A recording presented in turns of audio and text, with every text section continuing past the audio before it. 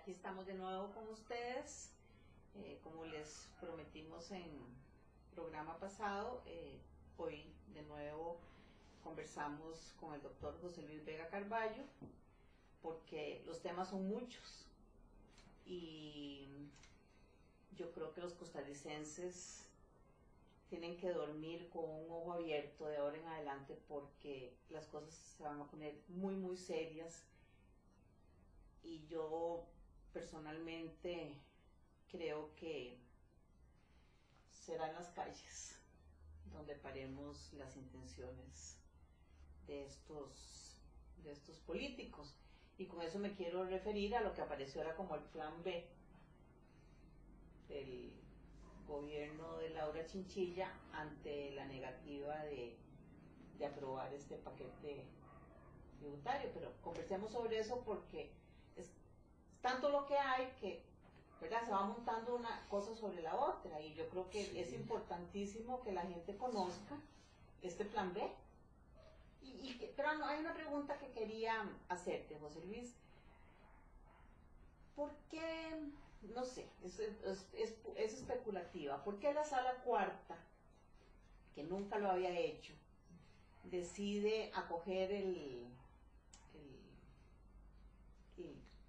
lo que manda Fishman antes de que se termine, antes de que llegara la primera votación? ¿Por qué es que lo hace en ese momento?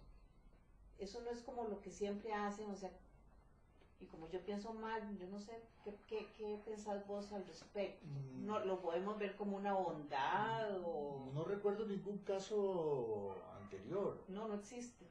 Tampoco es que no pueda hacerlo. Está en todas sus facultades el hacerlo.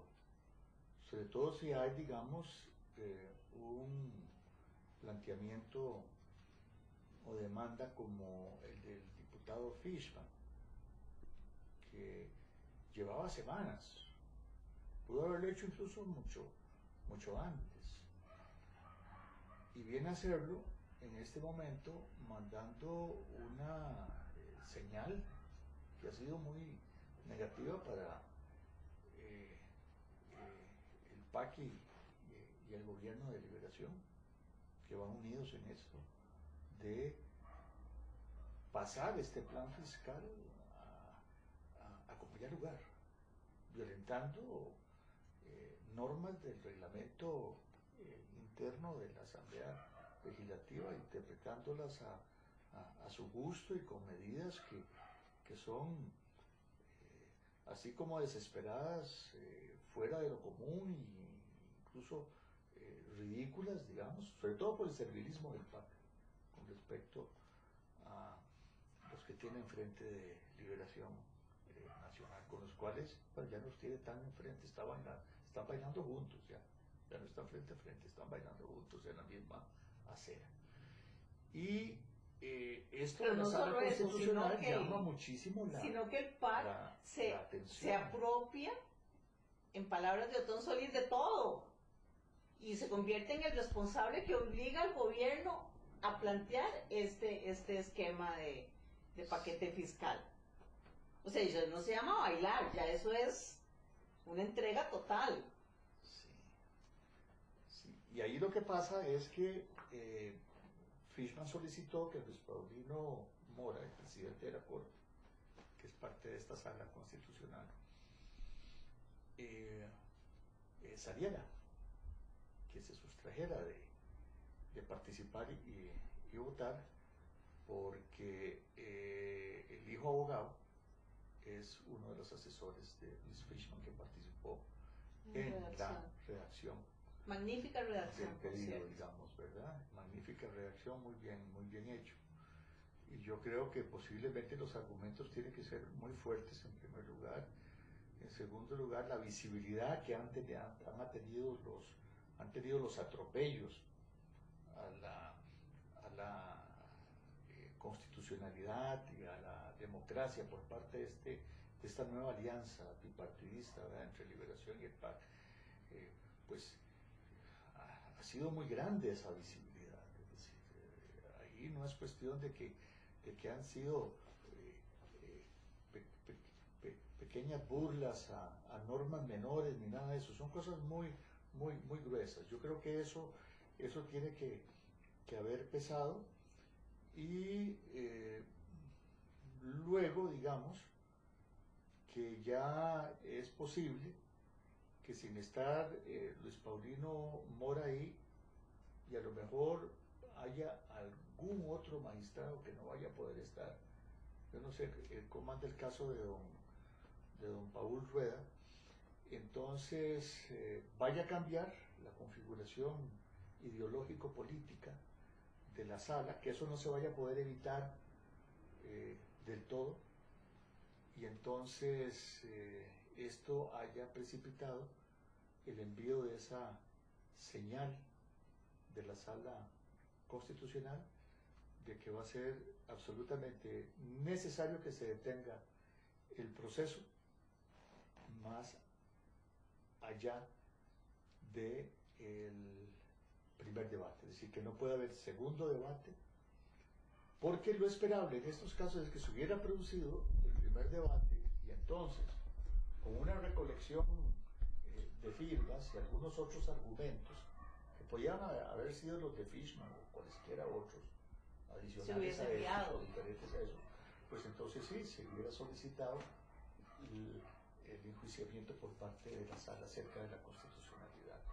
del proceso, de ciertos contenidos, etcétera. Eso ya quedaría a criterio de los diputados, digamos, de el plan fiscal, pero no sucedió así. Ahora está el secretismo, está la falta de transparencia y de la capacidad o disposición de rendir cuentas, que se nos hace muy difícil conocer cómo es que se mueven estas cosas en esa cúpula judicial tan cerrada y que ha sido imposible abrirla, ¿verdad?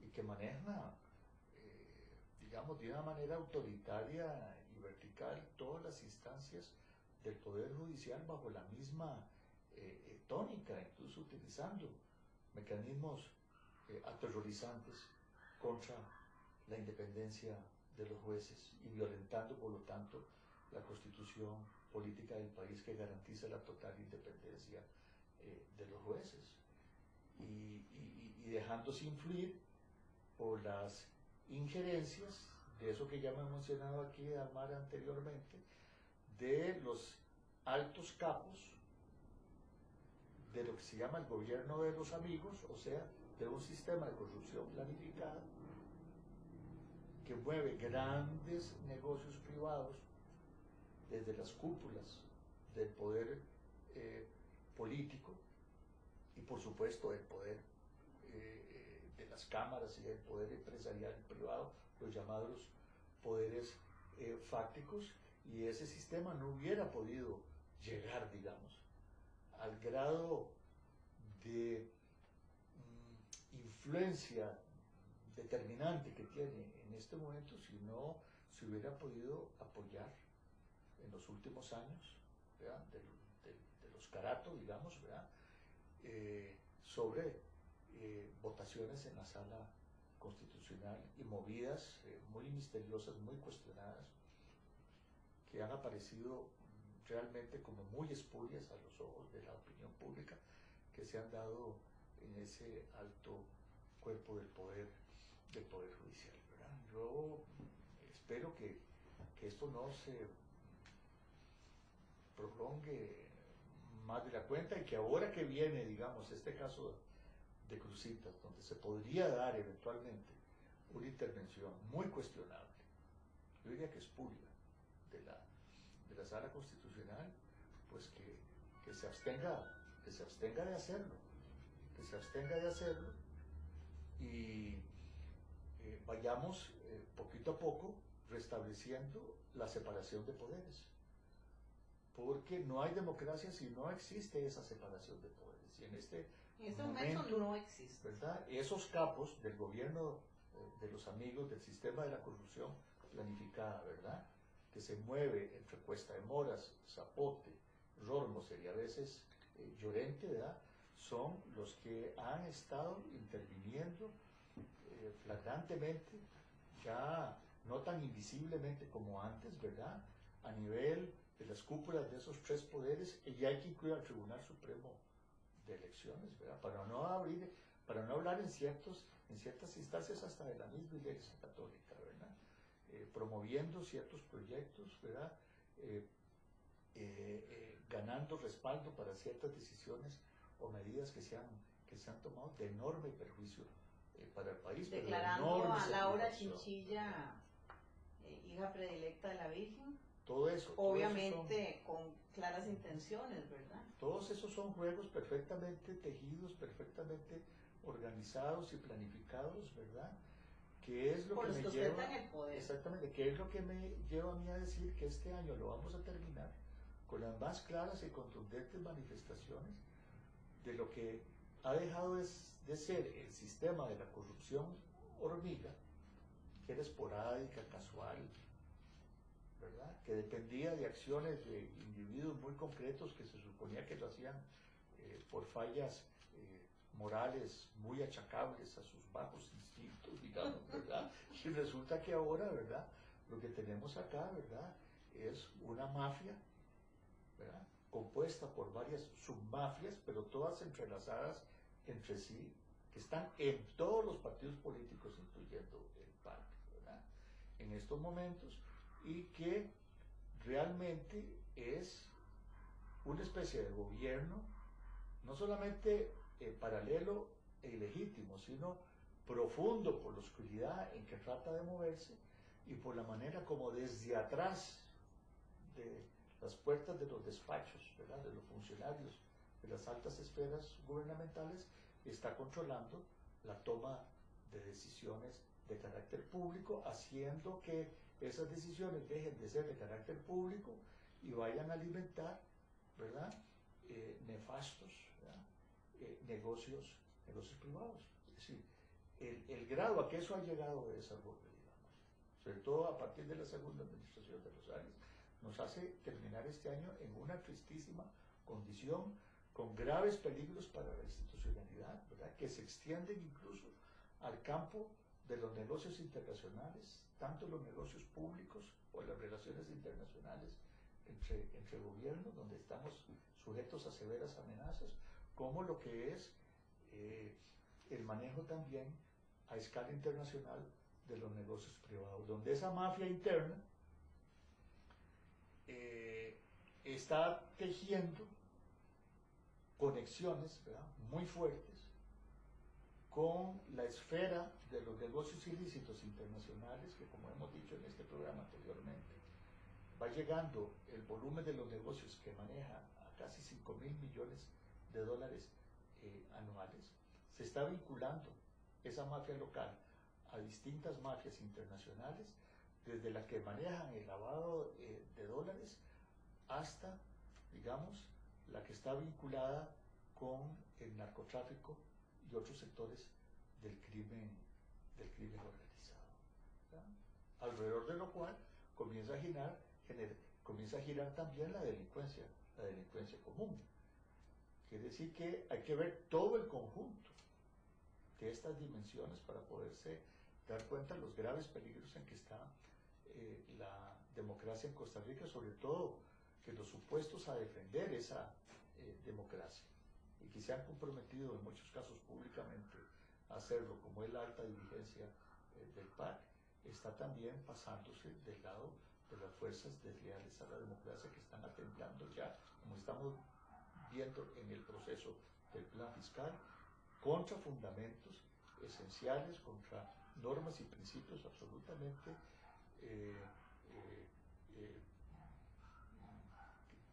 que tienen que ser supremos, digamos, para el sostenimiento de un régimen democrático. Están comenzando a golpear de distinta manera,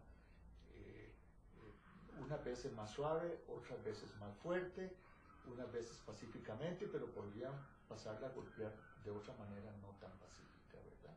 Y yo veo ya algunas de esas fuerzas organizándose en el país, y yo creo que este año hemos tenido muestras de algunas organizaciones que se están configurando de muy dudosa lealtad a la democracia y que podrían ir haciendo que esos golpes sean cada vez menos suaves, que sean más duros y que incluso pudieran llegar a ser de tipo militar en algún momento, para lo cual el conflicto con Nicaragua, por ejemplo, mal manejado por los dos lados, está siendo, digamos, un estímulo enorme para que se organicen, para que salgan cada vez más agresivamente esos personajes y esas fuerzas a la luz pública, y está bien que así sea para poderlos entonces diagnosticar a tiempo.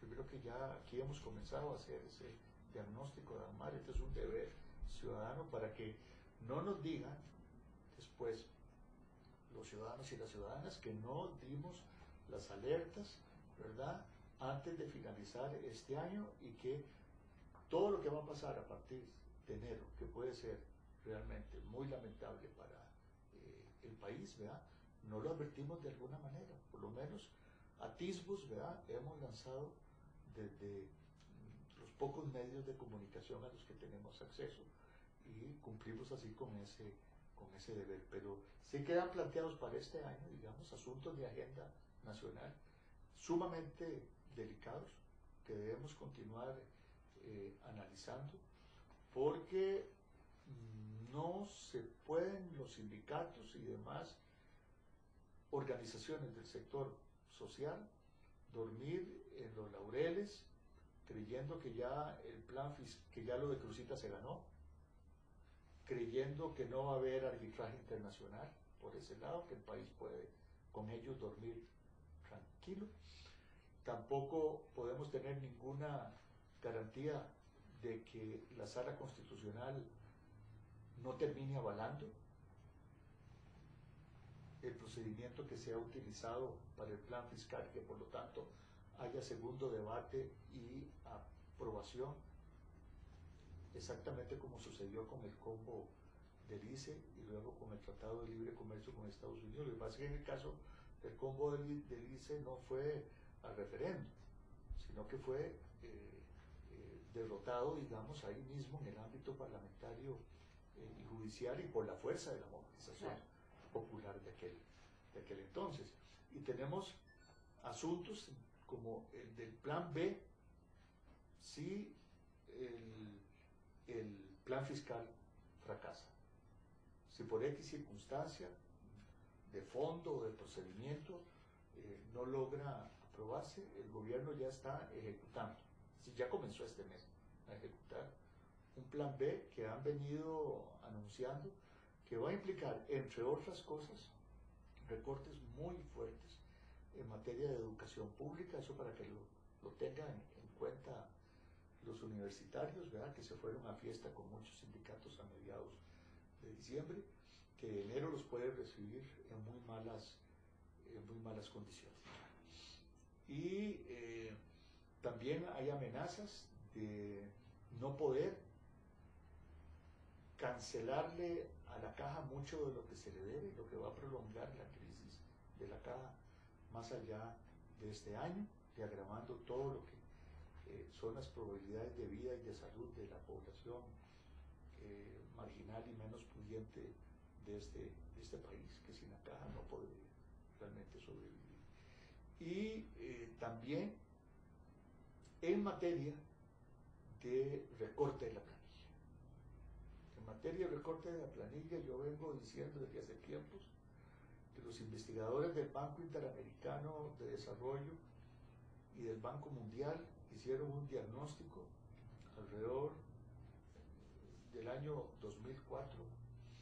2004-2005, luego de una reunión que se hizo en República Dominicana, en la que participaron mayormente, pero no exclusivamente, los directores de los servicios civiles de América Latina, con el propósito de lo que ellos llaman racionalizar el empleo, es decir, el manejo del recurso humano, según ellos, en el sector público. ¿Y qué es lo que se esconde detrás de esto?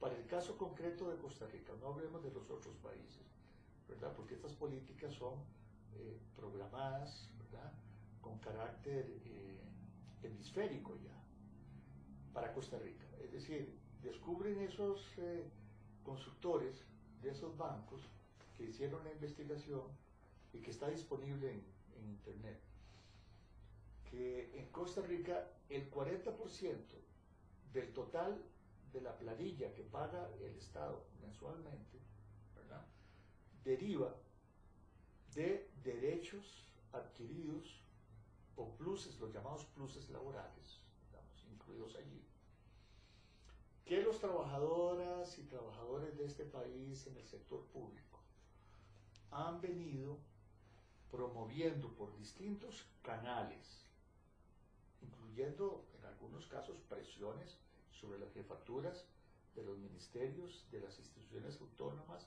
semiautónomas, organismos desconcentrados, mínimos y máximos, y todo el sector público, pues con clarísima justificación. Además, si hace 20 años que los salarios reales en el sector público, para no hablar del sector privado, donde es un descalabro, ¿verdad?, el asunto, se han estancado.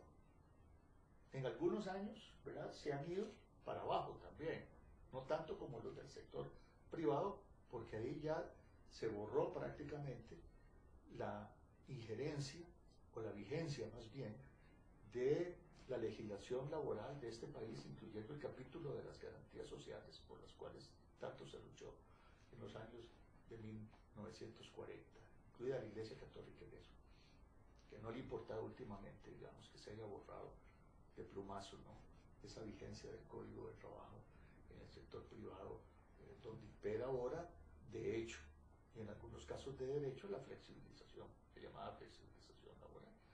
Entonces el asunto es cómo llevar eso al sector público. Pero ojo con esto. Entonces, como parte de los mecanismos que son normales en la lucha de clases, ¿verdad?, si no se podía luchar entonces mediante negociaciones salariales por mejoras en los salarios reales, donde muchísimas veces lo que se lograba, y se logra aún, es que año con año en la planilla se les compense la pérdida del poder adquisitivo que han tenido por inflación, bajo la ilusión, ¿verdad?, de que se les están haciendo aumentos de salario.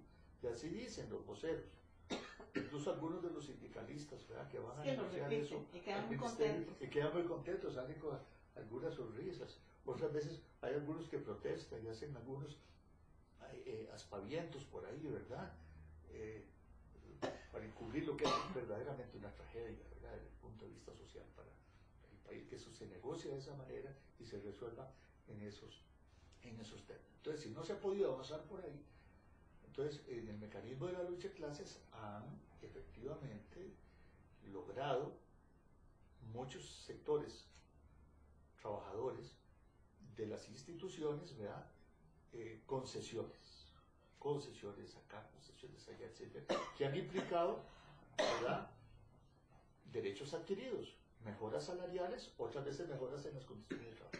Pero todo eso ha implicado un 40% de costo en la planilla del Estado, y es a eso a lo que le tienen la puntería. A quitar todo eso. Exactamente. Y eso está sostenido en este momento, ¿verdad?, por principios fundamentalmente del derecho laboral, que están plasmados en el Código de Trabajo.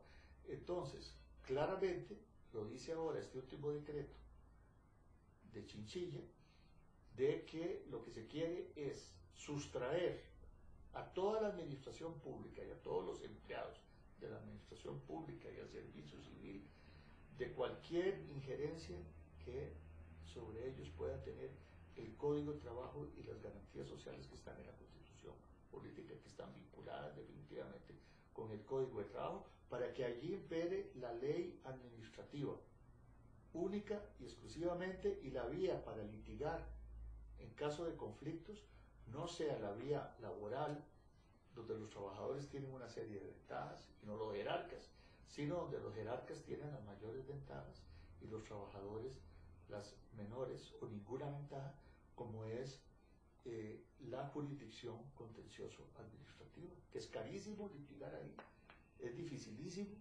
conseguir abogados que lo hagan, digamos, a nivel de lo que puedan pagar los sindicatos que están en la administración pública del país. Así que yo no sé qué se van a ir a celebrar, porque parece que todos cerraron las oficinas y se fueron de fiesta. Bueno, van a entrar en un vía crucis, en una calle de la amargura terrible ahora en enero, porque el decreto ya está firmado y está publicado en la Gaceta. Y sería bueno, ¿verdad? Y empieza a regir. Que lo vieran ya, ¿verdad? Porque si no van a seguir de fiesta, ¿verdad? Y la sorpresa la van a tener por ahí de la primera o segunda semana de febrero. No, y es que acordémonos que la fiesta se burocracia. estira. Es hasta que regresen de Palmares. Exactamente. Porque hay como una ilusión, o sea, las ¿verdad? fiestas se terminan en Palmares. Después viene Santa Cruz, y yo no sé si seguirá Punta Arenas y eso, ¿verdad?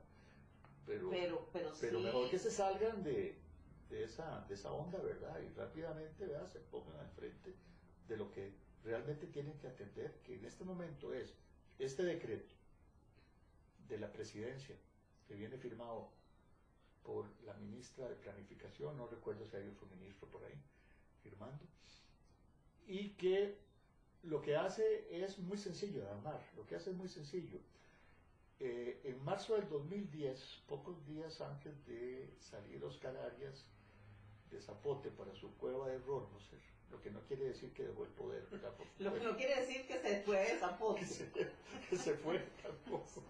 Su espíritu, por lo menos su sea. espíritu sigue ahí. Entonces, intentó pasar lo que en el movimiento social llamamos la ley de empleo público, que tiene un nombre muy raro.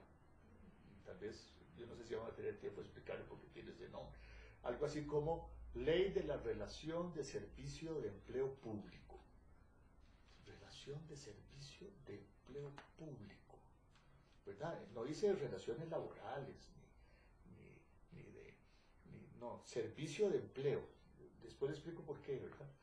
Porque ahí se ve uno la clase de matrápula que están montándole a los empleados públicos y a las organizaciones sindicales de ellos en este momento. Entonces, el asunto es que resucitan la autoridad presupuestaria que nació allá, si no me equivoco, en tiempos de Luis Alberto Monge, cuando estábamos en lo peor todavía de la crisis y había necesidad de hacer una serie de controles sobre el ejercicio y el manejo del presupuesto, y también, digamos, sobre materias que tenían que ver sobre todo con la fijación de salarios y lo que llaman así en términos generales, ¿verdad?, el manejo de las relaciones de empleo dentro del sector público. Y esa autoridad no es que haya desaparecido, está integrada por una comisión técnica y luego 3 ministros, que son el de Hacienda, el de Planificación y creo que ahora el que va es el o la de Trabajo, ¿no?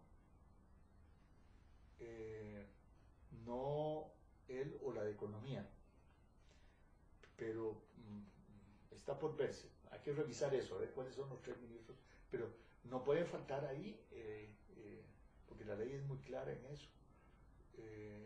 3 ministros en representación del Poder Ejecutivo, y esa ley tiene unos poderes que a lo mejor no se había desarrollado antes, porque no formaban parte de ningún plan A o plan B de las administraciones que han estado después de don Luis Alberto Monge. Pero ahora sí, en esta administración vienen tratando de revivir esto, después de que esa ley de empleo que trataron de pasar a última hora en el gobierno de Oscar Arias, ¿verdad?, no pudo pasar en la Asamblea Legislativa porque rápidamente alrededor de APSE se organizó una protesta de una magnitud suficiente para hacer que a Roberto Gallardo, ¿verdad?, se le aflojara todo ahí cuando estaba a cargo del Ministerio de Planificación, y junto con Arias desistieran entonces de darle impulso a fondo al trámite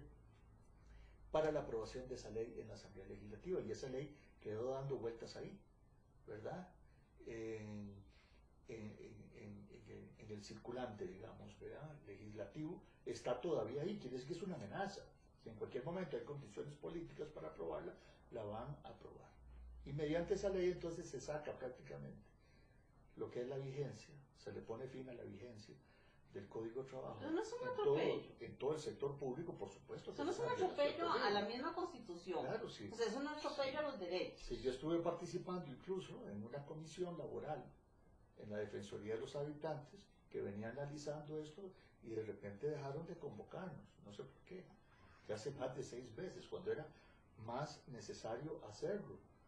Por eso le decía que yo he venido insistiendo muchísimo en que esa ley va caminando por distintos caminos, que estamos oyendo. Y no ¿verdad? por las mesas transparentes Sí, estamos y las oyendo ventanas abiertas. los susurros del bosque y a veces, ¿verdad? Esos susurros nos indican que hay pasos de animal grande, como en este caso. Y entonces ya está el decreto 13H de febrero del año pasado, que se queda pálido con respecto, digamos, a la potencia y al grado de elaboración y de sofisticación y de agresividad, digamos, contra la clase trabajadora en el sector público, que tiene el decreto que tiene fecha de noviembre, que dice que ya lo venían cocinando, ya lo tenían cocinado, guardado ahí, y que en muy avanzado estado ya, y que ahora va de primero en el plan B del gobierno, para recibir a todos los empleados públicos después de las fiestas y la resaca de fin de año, como un trago bien amargo, porque lo que ahí se plantea es sumamente grave, y sobre todo que utiliza estos suprapoderes exagerados realmente que tiene la autoridad presupuestaria y que no los venía ejercitando. Resucita como un ave fénix de sus cenizas, ¿verdad?, a esa autoridad presupuestaria, y la pone al frente de la tarea de lo que va a ser entonces el recorte de planillas, ¿verdad?, y las modificaciones para no decir eliminaciones, ¿verdad?, de todos esos derechos adquiridos, y ahí mismo se menciona ya lo que se llama el sistema del salario único, donde todos esos derechos adquiridos son suprimidos. En la ley era después de un plazo de aviso o preaviso de 5 años. Ahora es de inmediato. Posiblemente vaya a ser de inmediato, por lo que ellos llaman la gravedad de las circunstancias. Entonces, no estamos asustando con la vaina vacía, estamos diciendo que pende una pesadísima espada de Damocles, digamos, sobre esos sindicatos y sobre sus trabajadoras y trabajadores organizados del sector público, y no solamente del gobierno central, porque la autoridad presupuestaria, y eso es otro punto importantísimo para tener en cuenta, ¿verdad?, a diferencia, por ejemplo, del decreto 13H, que ya mencionaba la autoridad presupuestaria, pero no la incluía tan clara y tan fuertemente como esta. La autoridad presupuestaria tiene potestades, digamos, ¿verdad?, de intervención sobre la totalidad del sector público. Quiere decir, el gobierno central, autónomas, etcétera, etcétera, etcétera, etcétera. Es decir, en otras palabras, no se va a escapar nada ni nadie. La universidad que se ha sentido en absoluto, que nadie la va a tocar. Que está protegida, ¿verdad?, que las disposiciones del decreto 13H así lo dijeron en febrero del año pasado, y no quisieron participar muchos sectores de las universidades en esa movilización de APSE de marzo del 2010, ¿verdad?, que echó para atrás esa ley. Yo me acuerdo que se le trató de involucrar al semanario Universidad. Ajá. Y no hubo forma. Sí, no hubo Ellos forma. No iban a ser tocados. Entonces, como no iban a ser tocados, no participaron, pero ahora sí ya con la autoridad presupuestaria, claramente, colocada, como terminan colocándola ahora a final de año con ese decretazo, pues por supuesto que el asunto va a ser otro. El asunto va a ser otro, y ahí sí quiero ver yo cuál va a ser la reacción que se va a producir ante lo que van a ser las primeras ejecuciones del plan B, que se va perfilando ese plan B cada vez mejor conforme, pareciera, se va hundiendo el plan A, o sea, el plan fiscal mal llamado de solidaridad tributaria. Y está bien que ese plan fracase, pero no es que el plan B, ¿verdad?, es mejor desde el punto de vista de las consecuencias que va a tener sobre las clases medias y trabajadoras del Estado y del sector privado que el plan A. Es más, podría casi ser peor. peor, podría ser peor. Y entonces, lo que va a decir el gobierno es, bueno, como ustedes estuvieron resistiéndose a aceptar, que incluso contribuyeron directamente a derrotar, a enterrar el plan fiscal, que es lo que hay que hacer, porque es un mamarracho, regresivo socialmente además. Entonces, tomen ahora el plan B, porque ustedes lo han pedido. Entonces entendemos muy bien las palabras de don Solís. Aquí va a pasar lo que está pasando en Grecia y en España, que se están perdiendo salarios, que se están bajando pensiones. Porque, o sea, él debe conversar todos los días con Laura. Porque de la situación de la crisis, de recesión, que ya en cualquier momento, ¿verdad?, se transforma en una depresión, en algo más severo, y eso es lo que están temiendo para que venga este año. La responsabilidad de ese fenómeno económico que ha sido causado por el capital financiero, no se quiere que ese capital lo pague, sino que lo pague la clase trabajadora, comenzando por, ¿verdad?, la que trabaja en la empresa privada, donde el mecanismo del despido es muchísimo más fácil de llevar a cabo, ¿ya?, y donde lo han hecho, en el caso de España, menos costoso, para aligerar el proceso, ¿verdad?, como si se tratara de simple tramitología, digamos. De recursos humanos, pues ¿sí? Que ni siquiera son hombres y mujeres. Y ahora la patronal española le está diciendo a Rajoy, que es su compinche, el nuevo presidente del gobierno español, que el despido de empleados, ¿verdad?, puede ser también, o debe ser, ¿verdad?, la solución al problema de la crisis en el sector, desde el sector público. Es decir, que entonces ya los empleados españoles han aceptado que se les rebajen los salarios en 20 o más %, incluidos los trabajadores y trabajadoras, profesores y no profesores de las universidades. Y ahora, encima de eso, ¿verdad?, va a venir, ¿verdad?, la reforma que se llama estructural del mercado de trabajo. Esas son las nuevas reformas que están pidiendo, ¿verdad?, los organismos internacionales, ¿verdad?, que descargan el látigo, ¿verdad?, sobre los empleados y empleadas del sector público, y se les dice, por culpa de ustedes es que sucedió la crisis y por lo tanto ustedes son los que tienen que pagar los platos rotos, cuando eso es absolutamente falso. Es absolutamente falso.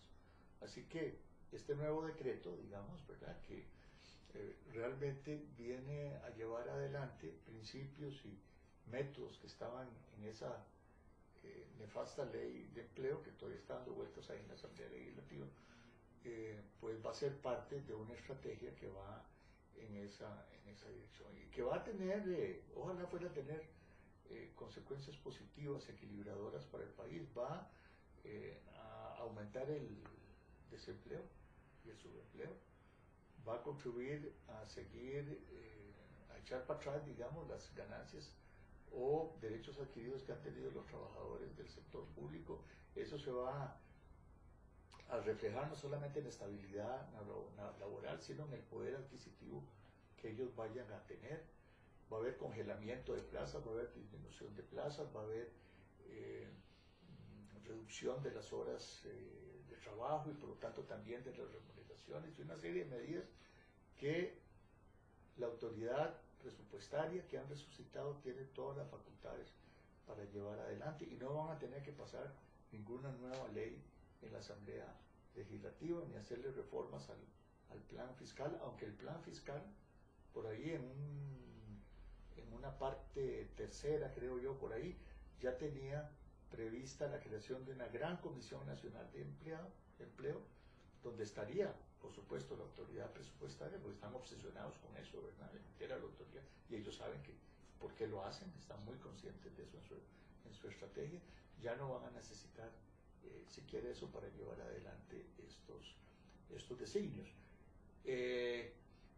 Y también se van a producir recortes en los presupuestos, ya no solamente laborales, sino operativos, de ministerios y otras instituciones dentro de todo el sector público. Esto también lo puede hacer la autoridad presupuestaria perfectamente.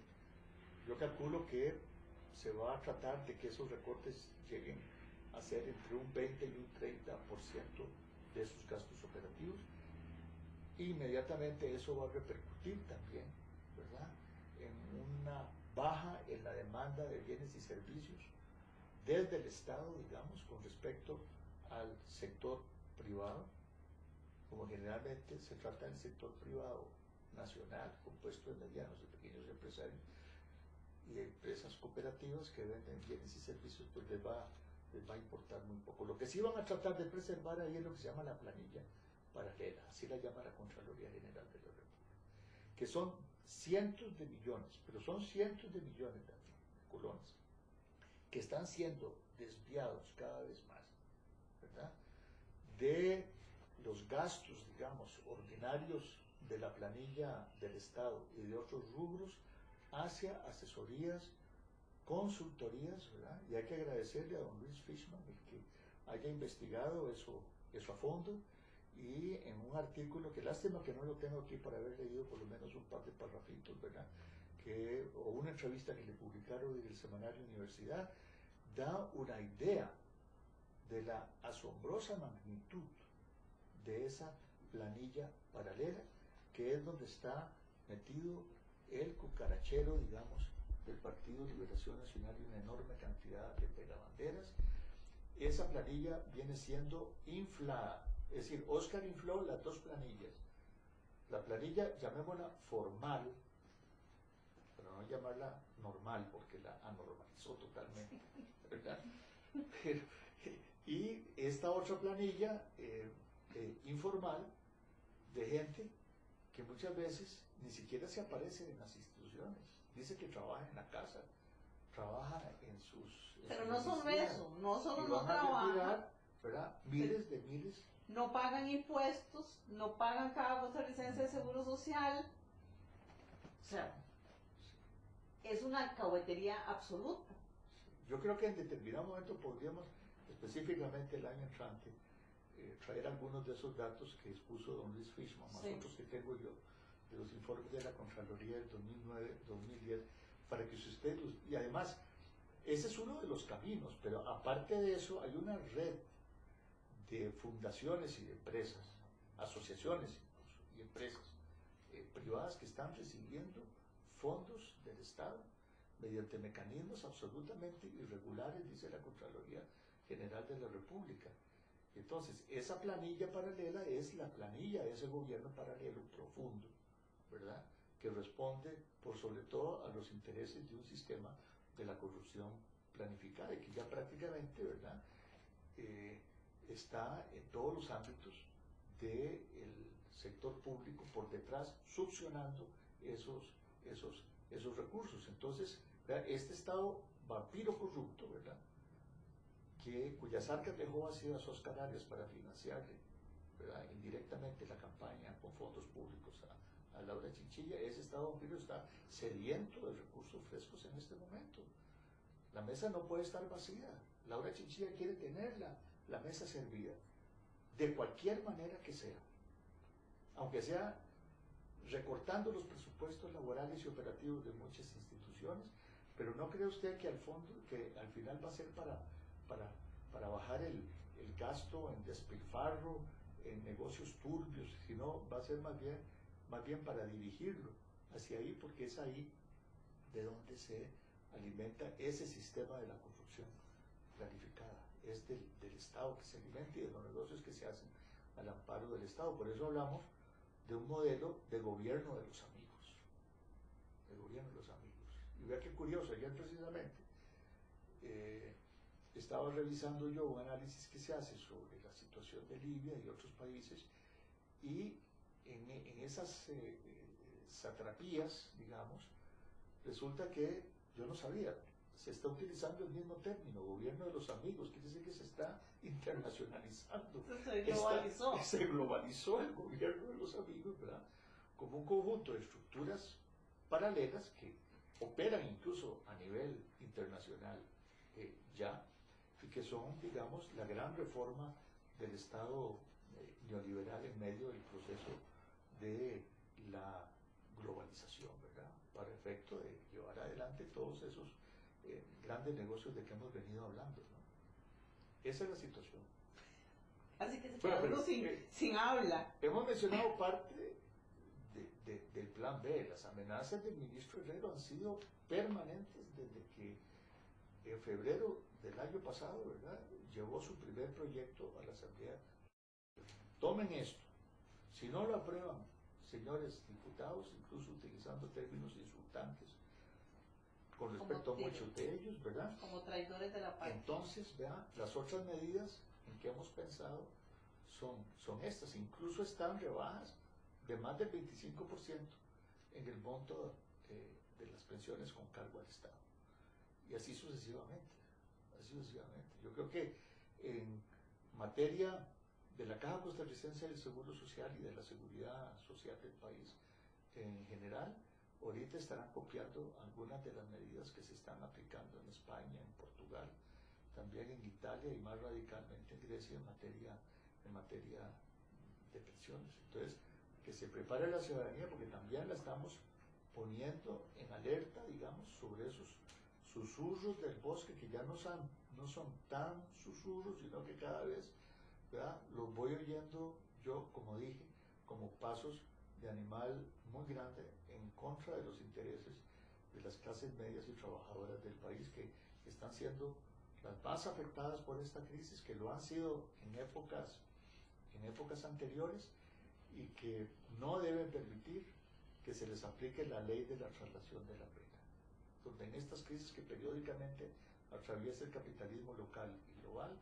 lo que se busca es que los costos de esas crisis, ¿verdad?, las paguen los más débiles y los más necesitados. Es una ley de la traslación de la pena inhumana, sumamente cruel, pero decía don Pepe Figueres que es la única manera en que ellos se plantean eso que llaman, entre comillas, salida de la crisis, desplazando, ¿verdad?, la pena hacia los sectores y clases que se dejan aplicar esa ley de traslación de la pena. El problema es que en las situaciones de dominación de clase en que estamos nosotros en este momento, los dominados, ¿verdad?, por su desorganización, por su desinformación, por la forma como son manipulados, por las traiciones de las dirigencias y los líderes que son comprados, ¿verdad?, y que no les permiten a estas clases llevar adelante sus luchas, pues se exponen a que fácilmente los ricos y poderosos apliquen la ley de la traslación de la pena. Pero yo diría que para el año entrante,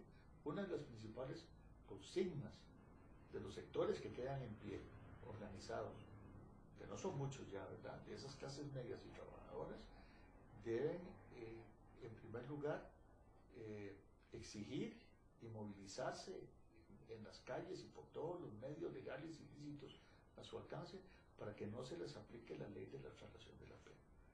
Y tenemos que estar constantemente a mar en estos programas y en otros puntos de la red de comunicación del país, insistiendo para que la gente entienda que esa es una manera absolutamente delincuencial y criminal con que los ricos y poderosos, de las élites del país, quieren salir adelante primero ellos antes que nada en estas situaciones tan difíciles que por culpa de ellos. Pero lo curioso es que ellos no lo están sufriendo. Están sufriendo en realidad ellos esta crisis. ¿Quién en realidad sufre la crisis? ¿Los banqueros sufren la crisis? No. ¿Las transnacionales sufren las crisis? No, y es que... ¿Y entonces por qué nos meten a nosotros en la crisis? O sea, les está salvando, como decimos corrientemente, la tanda a esas clases medias y trabajadoras, el uso y el abuso del crédito, de las tarjetas. Se están endeudando a unos niveles que sobrepasan ya los 600 mil millones de colones anuales. Más quién sabe qué otra suma adicional en materia de intereses que se van marcando en algunos estudios que han hecho desde el Ministerio de Economía, y esa es otra cosa a la cual hay que ponerle la vista, porque no solamente está aumentando el endeudamiento público, sino que está aumentando el endeudamiento privado. Lo que pasa es que ese de endeudamiento privado casi no se habla, no sabemos a cuánto asciende, porque habría que meter el endeudamiento interno y externo de las empresas que se financian en los bancos, que muchas veces no sabemos cuánto es realmente lo que se lleva de tajada de lo que tiene en disponibilidad de crédito el sistema bancario nacional, sino también se financian en el extranjero.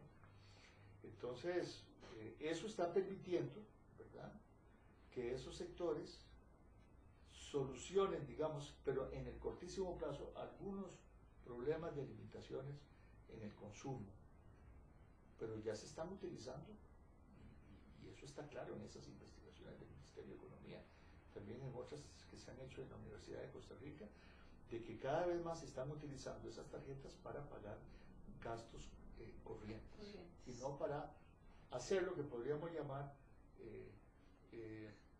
compras, digamos, que luego pueden ser subsanadas con ingresos discrecionales, digamos, que quedan después de comprar el diario o la canasta básica o los gastos esenciales imprescindibles de las familias. Es una situación muy, muy delicada, pero que está contribuyendo, digamos, a que siga este aire de desentendimiento, digamos, ¿verdad?, para no decir de euforia consumista entre algunos sectores que no oyen esos susurros ni... Hay una cosa que hay que agregarle, José Luis, y son estos famosos call centers. Que eso es lo que ha permitido que la juventud no esté en la calle, porque ahí están trabajando médicos, están trabajando ingenieros, están trabajando abogados, porque no tienen dónde trabajar, pero el call center les resuelve el problema. Entonces están ahí en condiciones laborales de terror. Un buen salario, pero es una cárcel, ¿verdad? Son cubículos grises que, pero ahí están. Son maquilas, ellos no creen que lo sean. No, pero son maquilas. Pero son maquilas, ¿verdad? Y por salarios, digamos, que no van de acuerdo con las capacidades que, ¿no?, como decías, algunos de ellos. Sí. Profesionales, absolutamente, que terminan ahí. Esos son pequeños colchones, ¿verdad? Y muy pequeños a veces, que pueden estar funcionando, pero si esto se prolonga más de la cuenta, y están hablando de una crisis que puede ir a 5 o 10 años, tanto en Europa como en Estados Unidos ya la están viendo así, ahí quiero yo ver realmente hasta dónde van a llegar esos colchones o colchoncitos que tal vez han estado funcionando echándole un poquito de aire del 2008 al presente, ¿verdad? Dándole un poquito de aire al sistema, pero ese oxígeno se puede acabar en cualquier momento. Muchísimas gracias, José Luis, por haber estado en este programa y digamos ahora feliz año nuevo, aunque suene tan ridículo como el plan fiscal. Por lo menos aplicable a estos días, ¿verdad? No a muchos más allá. No, pero bueno, por lo menos... Quisiéramos poder decirlo para más allá, para incluir todo el año, pero desgraciadamente vamos a incluir unos poquitos días nada más, ¿verdad? Decir, por favor, ¿verdad? Alégrense, ¿verdad? Pero prepárense, como decía un profesor de psicología que tuve yo, ¿verdad? Esperen lo mejor, pero prepárense para lo peor. Así es. Muchísimas gracias y muy buenas noches. Con mucho gusto, Amar. Y gracias a Estela. Muchas gracias, Estela, también.